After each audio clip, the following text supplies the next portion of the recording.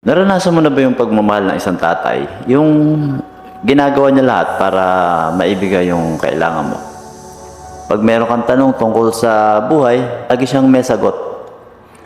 Minsan, hindi niya naman talaga alam kung ano yung sagot dun sa katanungan mo, pero gagawa niya ng paraan para lang hindi mo maramdaman na wala kang kasama. Yung tatay mo, siya yung unang-unang taong naniwala na kaya mo. Kahit mahirap ang buhay, ipaparamdam niya sa'yo na kayang-kaya mo. Kaya lang, sa ayaw mo at sa gusto, darating at darating yung oras na hindi ka na niya kayang sagutin. Hindi niya na kayang sagutin yung mga itatanong mo sa kanya.